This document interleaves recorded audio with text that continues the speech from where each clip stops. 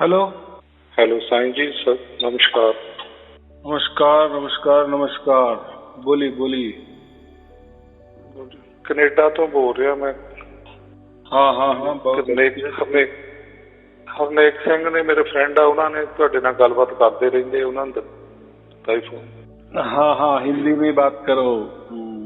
ओ sorry sorry उन्होंने phone आपका दिया था। हाँ हाँ बहुत अच्छे बहुत अच्छे। तो मैं 3-4 महीने से आपकी वीडियो सुन रहा हूँ। अरे वाह। हाँ जी, तो काफी मैंने तकरीबन 300 से ऊपर ही देख ली होंगी। हाँ हाँ हाँ जी। आपका वो जो आप बताते हैं सारशब्द तो मुझे सुनाई देता है। तो कभी कभी नहीं भी देता, कभी कभी देता है ऐसे। तो आप जैसे बताते हैं कि कोई फिक्र करने की लोड़ नहीं है, सभी आपको हो जाएगा, सभी ठीक। तो 3-4 महीना हो गया मैं देखते देखते, काफी इंटरेस्ट रहता है। आप ऐसे भी जब सुनने फिर तुरंत मन को चैन आती है, नहीं तो वैसे ही रहता है। तो साईं जी मैंने आपसे आशीर्वाद लेना था। तो मेरी जैसे कि सेहत बहुत, पता नहीं क्या बात है, जलन सी होती रहती है सारे शरीर में। तो ऐसा रहता है शरीर कुछ ऐसा है। थोड़ा। हाँ जी हाँ हाँ बराबर बराबर। आपने जो कहा ना कि जो कुछ कोई अलग हो रहा है, अभी ऐसा है कि जैसे हम कोई दवाई खाते हैं ना, तो जैसे पैथोल अपना जो क्या बोलते हैं, होम्योपैथी होती है, एलोपैथी होती है, आयुर्वेदिक होती है, यूनानी होती है, बहुत सारे प्रकार है ना। तो बहुत सारे औषधों का रिएक्शन भी होता है। माने जैसे कोई कहते कि हमारी दवाई लेने से जो आपकी बीमारी ठीक करने के लिए जो भी दवा ली ना, तो वो बीमारी थोड़ी उभर कर आती है, यानी ज्यादा महसूस होने लगती है। जैसा समझो, उदाहरण के लिए मैंने मेरा पेट ठीक होने के लिए मैंने कोई दवाई ली, तो कोई ऐसी है ना कि जैसे मैंने कहा ना, एलोपैथी है, होम्योपैथी है, यूनानी है, आयुर्वेदिक है। तो इसमें कोई एक ऐसी चिकित्सा पद्धति होती है कि जैसे वो कोई औषध हमने ग्रहण कर लिए, उसके बाद तो वो जिस बीमारी का औषध लिए तो वो बीमारी ज्यादा बढ़ती है थोड़ी समय के लिए, और बाद में फिर हमेशा के लिए निकल जाती है। तो ऐसा ही समझना कि हमारे इस शरीर को कभी ये सार शब्द ही मालूम नहीं था, बराबर। तो देखो, इसको कोई सार शब्द कहते, कोई इसको राम नाम भी कहते हैं, कोई उसको निअक्षर कहते, कोई उसको सतनाम भी कहते, सार नाम भी कहते, वाहेगुरु भी कहते, दुर की वाणी भी कहते। नाम बहुत अलग अलग है, वो चक्कर में हमें नहीं जाना। बस हमें इतना ही समझना है, सार शब्द का मतलब जो पहले कभी नहीं हुआ था अभी होने लगा, बस हो गया काम। बाकी क्या है, देखो जो भी हम औषधि लेते हैं, जिस औषधि से हमारा जो भी कुछ ये था, रोग था, वो अगर उसका निराकरण हो गया, बस फिर वो जिस औषध वही हमारे लिए अच्छी, वही जो लास्ट वाला जो डॉक्टर वो हमारे लिए अच्छा। कितनी सहज बात है ना। बाकी पहले के डॉक्टर बहुत सारे हो गए, उन्होंने बहुत सारी दवाएं भी दी, लेकिन उससे हमारी बीमारी अच्छी नहीं हुई ना। तो अभी तो ये बीमारी हमारी अच्छी हो गई, इस औषध से हो गई, और ये जो डॉक्टर ने दी उससे हो गई, तो हमारे लिए वो डॉक्टर महान, वो औषधि महान। ऐसे ही हम करते हैं ना व्यवहार में। तो इसके पहले तो ऐसा कुछ हमारे शरीर के अंदर नहीं हुआ था। देखो अभी मैंने तो बहुत सारे प्रवचन भी कहा है ना, परमात्मा तो आदि अनादि से है, परमात्मा तो सर्वव्यापी है, बराबर।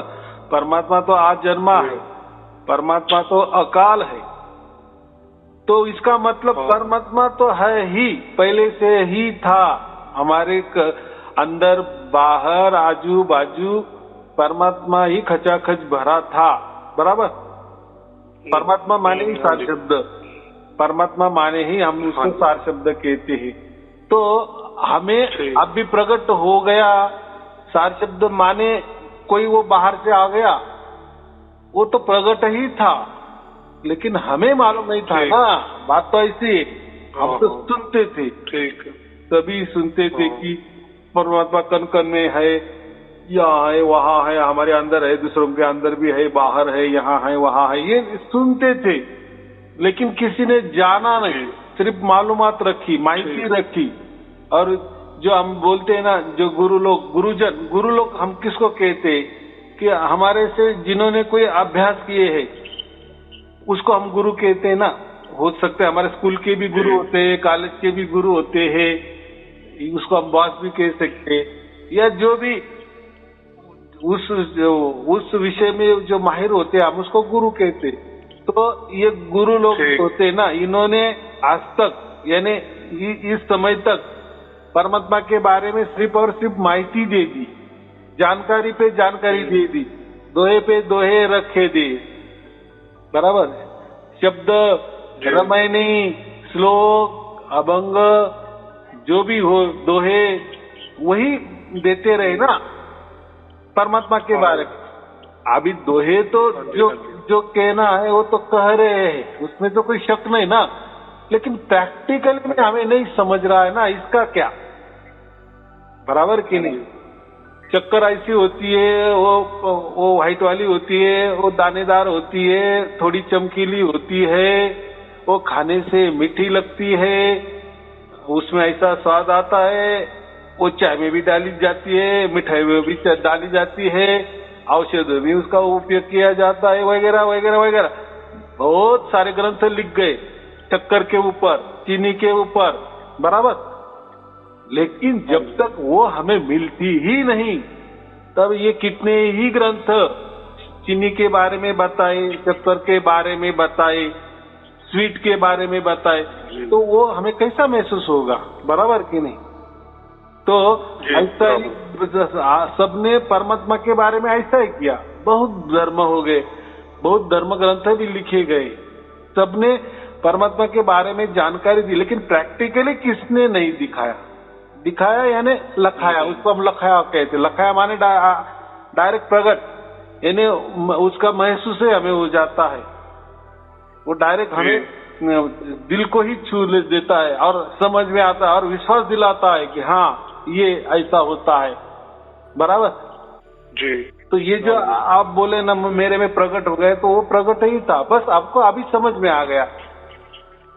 जैसे कि सभी धर्म ग्रंथ कहते थे कि परमात्मा कण कण में है, लेकिन है कण कण में, तो उससे क्या हुआ, वो तो हमें तो दिखाई नहीं दे रहा है, कानों से सुनाई भी नहीं दे रहा है। चलो परमात्मा तो कोई देखने वाली चीज नहीं है, कोई सुनने वाली चीज नहीं, लेकिन महसूस तो कर सकते हैं ना।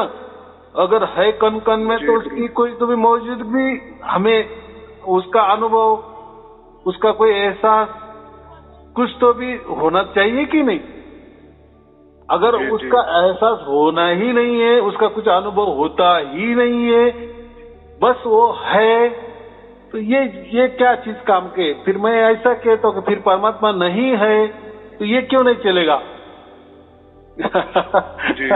अगर परमात्मा है तो कुछ तो भी उसका हमें एहसास होना चाहिए, कुछ तो भी हमें अनुभव होना चाहिए, कुछ तो भी हमको हमारे आत्मा को, हम बोलते हैं ना दिल को समझना चाहिए। अगर वो कुछ समझता ही नहीं है, बस उसके ऊपर माहिती की माहिती देते जा रहे, बता रहे, तो मैं तो फिर यही कह रहा हूँ, फिर आप नहीं बता रहे तो फिर वो भी मत बोलो ना कि परमात्मा कण कण में है या परमात्मा है करके। आप वो भी सिद्ध नहीं कर रहे, सिर्फ बोल रहे परमात्मा है, और एक पार्टी बोल रही कि परमात्मा नहीं है। अभी परमात्मा नहीं है तो वो भी नहीं बता रहा है कि परमात्मा कैसे नहीं है, बराबर कि नहीं जी। हमारा तो जन्म होता है, ये पृथ्वी है, ये पूरे ब्रह्मांड है, ये तो कोई नियम के ऊपर चल रहे हैं ना। इलेक्ट्रॉनिक में हम क्या कहते, परमाणु में इलेक्ट्रॉन है, प्रोटॉन है, न्यूट्रॉन है, वो तो हलचल कर रहे हैं ना। परमात्मा तो कोई इलेक्ट्रॉनिक नहीं है, लेकिन जो अणु होता है ना, उसमें तो ये तो तीनों बात होती है कि नहीं। वो तो हम कम से कम आंखों से तो देखते हैं ना कि हाँ ये न्यूट्रॉन है, ये प्रोटॉन है, ये इलेक्ट्रॉन है, वो तो घूम रहे हैं ना। लेकिन वो जो घूम रहे हैं वो कौन सी शक्ति पे काम कर रहे हैं, वो नहीं समझ में आ रहा है ना। जैसे आप बोल रहे हैं, मैं बोल रहा हूं, तो आप बोलेंगे आप मुंह से बोल रहे हो, बराबर भाई बोल रहा हूं, मैं शरीर का उपयोग कर रहा हूं बोलने के लिए। लेकिन ऐसा बीच में से क्या ऊर्जा निकल रही है कि मैं जिंदा हूं या मैं बोल रहा हूं, बराबर। फिर मुर्दा क्यों नहीं बोलता, फिर मुर्दा भी क्यों नहीं बोलता, उसको तो मुंह भी रहता है, सब कुछ रहता है। तो बात ऐसी है, कोई शक्ति है, हम उसको एनर्जी कहते हैं, बराबर। और वो एनर्जी ही पूरे कण कण में व्याप्त है, बराबर। जैसे मैंने कहा नहीं का अणु जो होता है उसमें इलेक्ट्रॉन, प्रोटॉन, न्यूट्रॉन होता है, वो तो हम देख भी सकते हैं, उससे तो पूरा टीवी भी चलता है, उससे तो सभी इलेक्ट्रॉनिक इक्विपमेंट चल रहे हैं।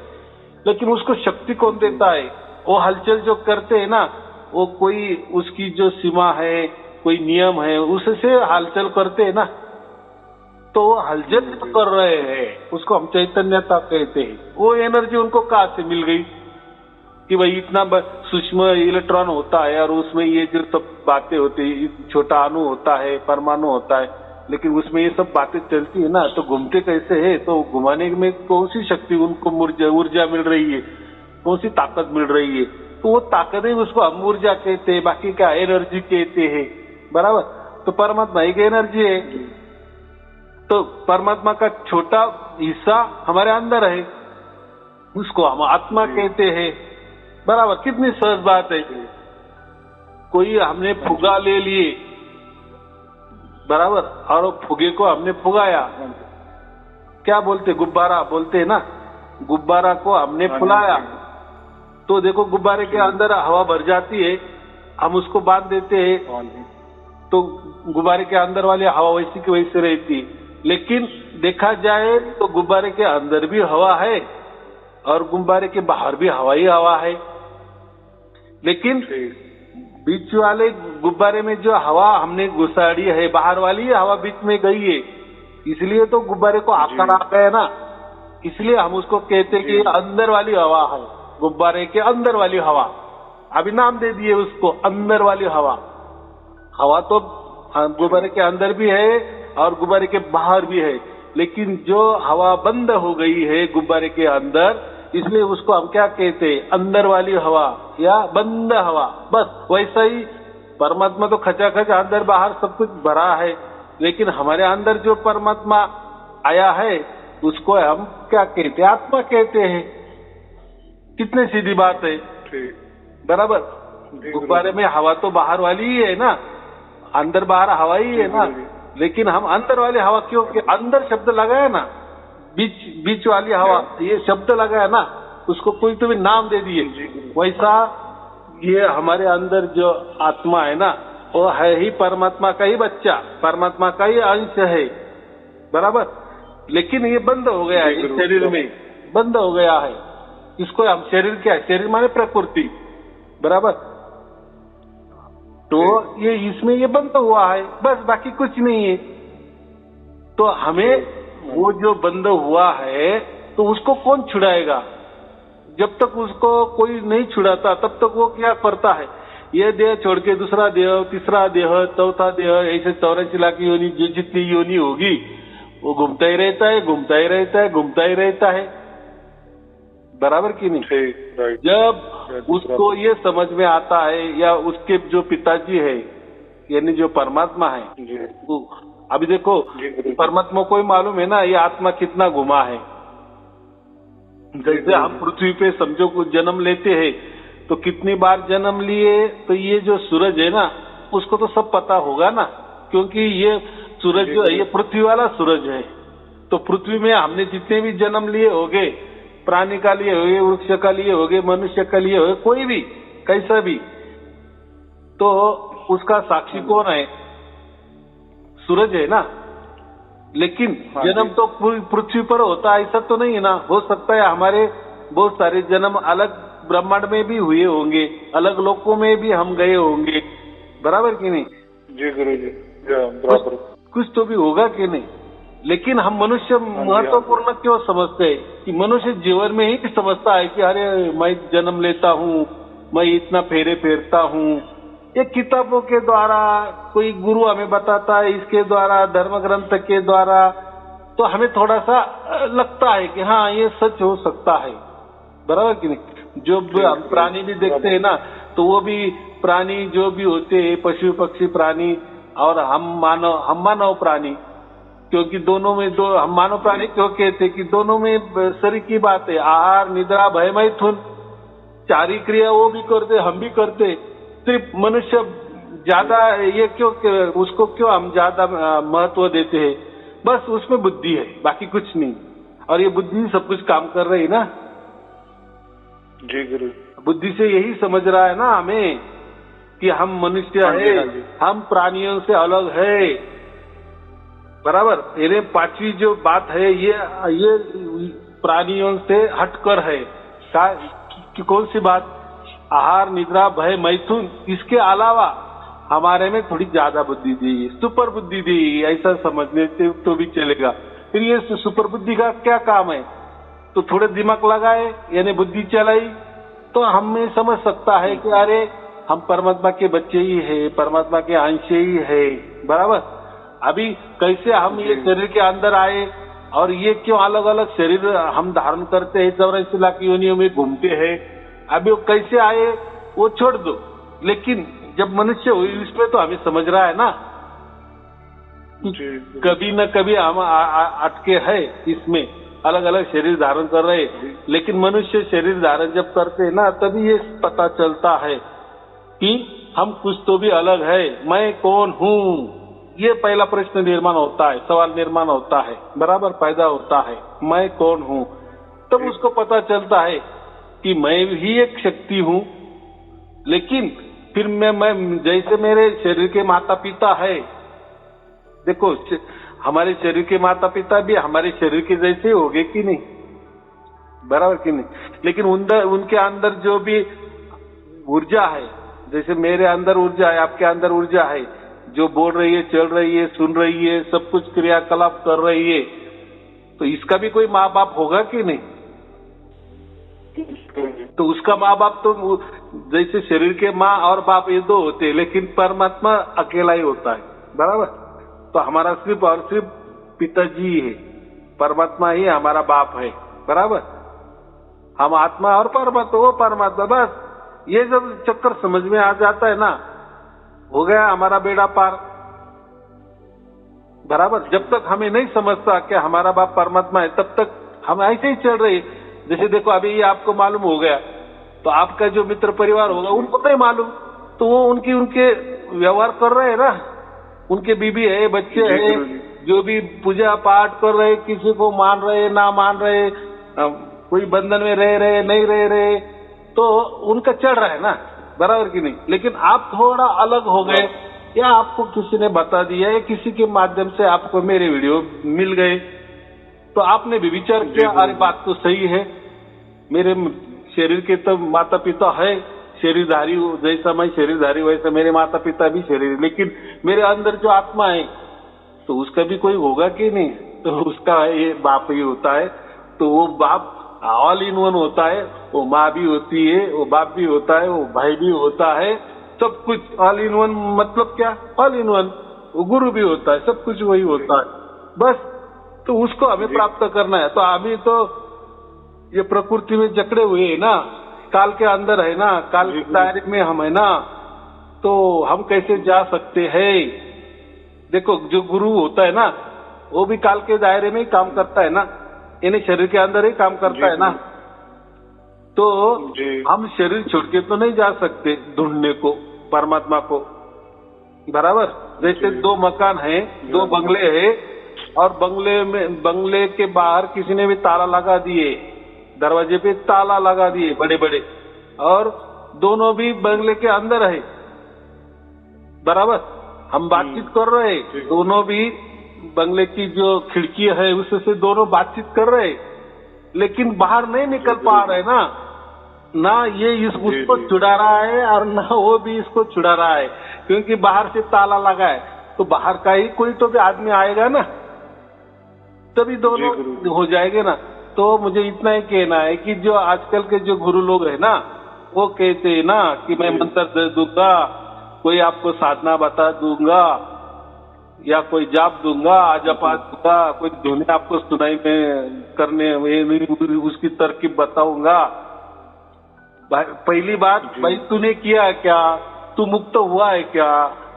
बराबर की नहीं? अरे तू भी इसमें जकड़ा है, मैं भी उस बंगले में हूँ जो बाहर से ताला बंद है, तू भी दूसरे बंगले में, तेरे ही बंगले के बाहर ताला लगा है, तो तू कैसा मुझे छुड़ा सकता है? मैं भी तुझे नहीं छुड़ा सकता।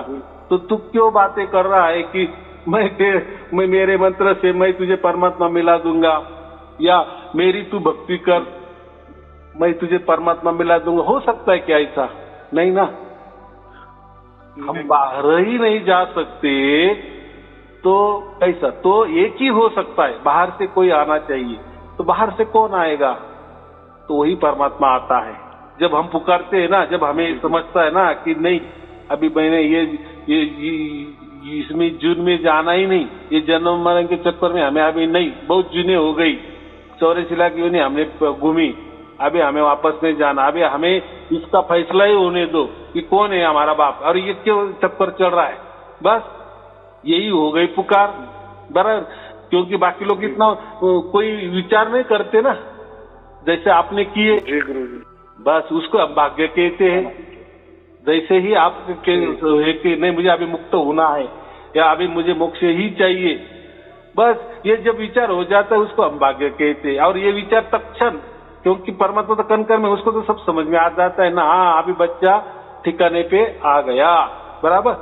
तो परमात्मा ही हमारे अंदर प्रकट होता है, तो फिर वो ही हमारे साथ मिलता है, उसको उसका बच्चा मिल जाता है, उसको ही हम सार शब्द कहते हैं, बाकी कुछ नहीं हुआ, बराबर।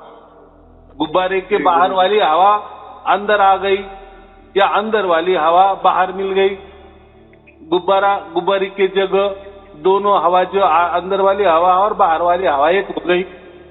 कितना सीधा बात है। तो यहाँ हम मिलान कहते हैं, आत्मा और परमात्मा का मिलन हो गया। लेकिन मिलान का मतलब एक लोग दूसरा भी लेते हैं ना, जैसा सागर का बूंद सागर में दे दिए तो वो बूंद सागर हो जाता है ना प्रकृति में, लेकिन यहाँ वो बात नहीं है, यहाँ अलग ही बात है। हम आत्मा ही रहते, चाहे फिर जितने भी आत्मा हो पूरे ब्रह्मांड में, जितने भी आत्मा हो, हम आत्मा ही रहते। बस हमारा क्या होता है कि हमारे आत्मा को खेलने के लिए ये पूरे ब्रह्मांड दे दिए है, बराबर। और ये हमारे आत्मा से ही तो ये सब चल रहा है ना ब्रह्मांड। पशु पक्षी मानव बहुत सारे जितने भी जीवन है, जितने भी योनियां है, ये है इसलिए तो ब्रह्मांड को शोभा है ना, सब हलचल है ना, और इसलिए चल रहा है ना। हाँ, लेकिन अभी हमें इसमें रहना ही नहीं ना, तो बस हमें परमात्मा की गोद में जाना है। माने हमें परमात्मा नहीं बनना है, बस परमात्मा की गोद में जाना है और आराम करना है। और परमात्मा क्या होता है? परमात्मा परम आनंद होता है। बस वो परम आनंद की हमें प्राप्ति हो जाती है, वो चस्का लग जाता है। और इसका इंतजाम हमने जीते जी किया, जीते जी हमें अभी मालूम हो गया कि अब बस हमें परमात्मा मिल गया, माने अभी हम परमात्मा की गोद में जीते जी बैठ गए। तो ये जो लोग बोलते हैं ना कि मरने के बाद आपको मुक्त मिल जाएगा, तुम हमारी पूजा का आरती करते जाओ, या ये मंत्र पठन करते जाओ, या ये ग्रंथ पठन करते जाओ, तो उसका क्या प्रूफ है, पुरावा क्या है? अभी तो आपको आत्मा ही मालूम नहीं, परमात्मा ही मालूम नहीं है, मालूम लेकिन जानकारी के तौर पर मालूम है ना। और वो भी हम विश्वास रख रहे, धर्म ग्रंथों को विश्वास रख रहे, कि किसी गुरु पे विश्वास रहे, कि किसी मंत्र पे विश्वास रख रहे ना, यही चलता आ रहा है ना। लेकिन आखिर में जो बता रहा है उसको भी आत्मा परमात्मा मालूम नहीं है, और जो सुन रहा है उसको भी आत्मा परमात्मा मालूम नहीं है, और जो पढ़ रहा है उसको भी आत्मा परमात्मा का मालूम नहीं है। सिर्फ जानकारी जानकारी जानकारी, माहिती की माहिती, बारीक बारीक माहिती, बराबर की नहीं? जी गुरु। लेकिन अभी हमको हमारे अंदर प्रकट भी हो गया, बराबर। प्रकट होने मतलब बाहर वाला जो परमात्मा है हमारे अंदर ही आ गया, और हम बच्चों को मिला, माने हमारे आत्मा को उसका मिलन हो गया। बस अभी जीते जी ये हमको समझ में आ गया, वो उसका एहसास हमें होने लगा, निरंतर होने लगा, अखंडित होने लगा, उसका हम अनुभव कर रहे, हलते खेलते हंसते खेलते काम करते कर रहे, कोई किसी में डिस्टर्ब नहीं है। आप बराबर बोले कि मुझे थोड़ी देर के लिए आए, कभी आता है कभी नहीं आता, लेकिन आपका चुनाव हो गया ना, आपका स्पर्श परमात्मा ने कर लिया ना, परमात्मा का आपके आत्मा का, आपके सुरती का स्पर्श हो गया ना, ये बहुत बड़ी बात है ना। जब स्पर्श होता है तभी हमें समझ में आता है ना, वो तो आपको समझ में आ गया, उसको हम सार शब्द कहते, मिलान होना माने सार शब्द। जैसे सुरतिया और शब्द का मिलान, जब सुरतिया और शब्द मिल जाते हैं बस, तो उसमें आप सुरती भी अलग नहीं कर सकते और शब्द भी अलग नहीं कर सकते, बराबर कि नहीं? जी बराबर गुरु जी। हाँ, जैसे किसी बच्चे, छोटा बच्चा है 1 बरस का, उसको अगर माँ चाहिए, अगर वो कहीं बाहर गई है, अगर वो उसको लंबे से ही दिख गई तो वो दौड़ के जाता है ना, और इधर चिपक जाता है, छोड़ता ही नहीं। हम उसको तोड़ने की कोशिश करके चल मैं तुझे चौकड़े, तो वो बोलता नहीं, क्योंकि उसकी माँ बिछड़ गई थी 2 दिन के लिए, 1 घंटे के लिए, जो भी एक कथा कहानी है, तो वैसा ही होता है। तो हम हमारे परमात्मा यानी बाप से बहुत करोड़ों जन्म ये हो गए थे, उनसे बिछड़ गए थे, और ये प्रकृति मजे मार रहे थे, बाकी क्या है। अभी हमारे अक्ल ठिकाने पे आ गई, क्या हमारा भाग्य ही बन गया कि अभी ये इसमें कुछ चक्कर में नहीं जाना, बस अभी परमात्मा को ही चिपके रहना, और यही चिपकने का काम जीते जी हो जाता है। उसको हम सार शब्द कहते हैं, उसको सतनाम कहते हैं, उसको वाहे वाहे गुरु करके जो आनंद, वाहे वाहे गुरु मतलब क्या है, वाह वाह जो हम बोलते हैं ना, यानी आनंद से मस्त हो जाते हैं। तो मैं इसलिए कहता हूँ ना, बस आनंद और उत्सव मनाओ, अभी कुछ करो मत कि वो 24 घंटा हो नहीं रही है, थोड़ी आ रही है थोड़ी जा रही है, तो जानते हो उसका परमात्मा का खेला, आत्मा और परमात्मा का खेला वो जाने, बराबर। हमें बस बात से सब कुछ देखना है, बस इसको सार शब्द के। बस कोई और पूछना है? गुरुजी जैसे अभी भी सुन रही है, तो कभी कभी सिर बहुत भारी हो जाता है।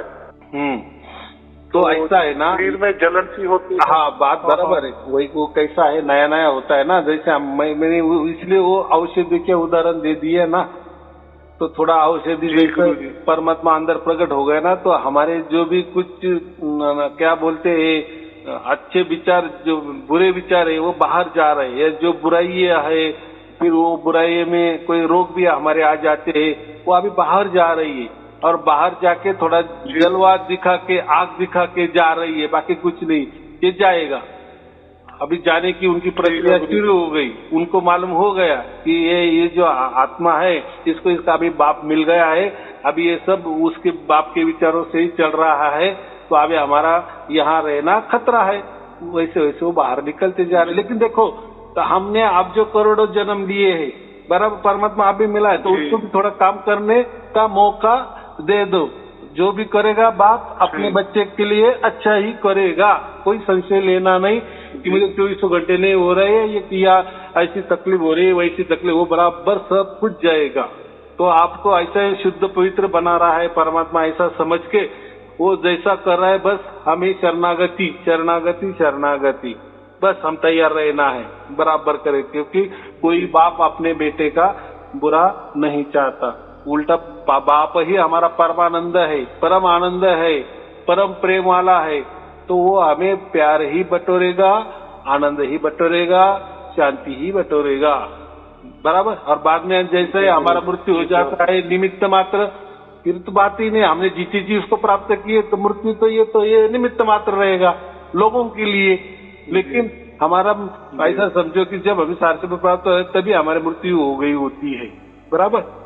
वो तो बाद में लोगों को जी, समझता है कि हम मर गए, लेकिन हमने जितने भी परमात्मा को प्राप्त किए, परमात्मा के हो चुके हैं, उसके गोद में हम बैठ गए हैं।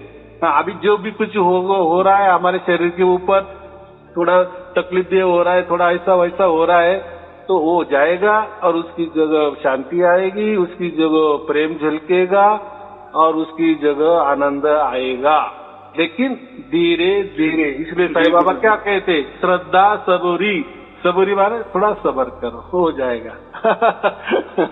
चलो ठीक है, आपको और आपके परिवार के लिए शुभ आशीर्वाद। गुरु जी हाँ, आशीर्वाद दो, आशीर्वाद चाहिए आपका गुरु जी। बहुत आप नेक काम कर रहे हैं, बहुत ज्यादा। वो तो देखो, परमात्मा उसका काम, उसकी इतनी ब्रह्मांड वो चला रहा है, तो किसी किसी मार्फत वो चला ही रहा है ना। तो ये तो मुझे बहुत छोटा काम दे दिए है। जिसका भाग्य हो रहा है उसमें वो प्रकट हो रहे हैं ना, सब में तो नहीं हो रहे ना। हाँ, तो मेरा काम क्या है, पोस्टमैन जैसा है, बराबर। या मेरा ये प्रवचन क्या है, एक प्रकार की पुकार, एक प्रार्थना है कि परमात्मा इनके अंदर प्रकट हो जाओ। यानी इनका भाग्य हुआ इसलिए इनको प्रवचन मिला, अगर इनका भाग्य नहीं था तो इनको प्रवचन भी नहीं मिलते। जैसे 1000 लोगों को नहीं मिले प्रवचन, वो चल रहा है ना उनका भी। लेकिन अभी हमारा रास्ता अलग हो गया और उनका रास्ता तो है, हो सकता है उनके ऊपर भी परमात्मा कृपा करेगा, या उनका ही भाग्य हो चुका होगा, आज नहीं तो कल उनका भी पूरा हो जाएगा, तो उनको भी आप परमात्मा मिल जाएगा। कितनी सहज बात है। हाँ, चलो ठीक है, आपको और आपके परिवार। अच्छी तरह गुरु जी, बहुत अच्छी तरह आप समझा रहे हैं, बहुत सभी को तुम आप बहुत अच्छी तरह समझाते हैं। बराबर। आपका धन्यवाद करना चाहता हूँ। आप बताओ अब आप कुछ। चलो ठीक है, फिर आपका और आपके परिवार के लिए शुभ आशीर्वाद। सत साहिब जी, सत साहिब जी, सत साहिब जी, सत साहिब जी, सत साहिब।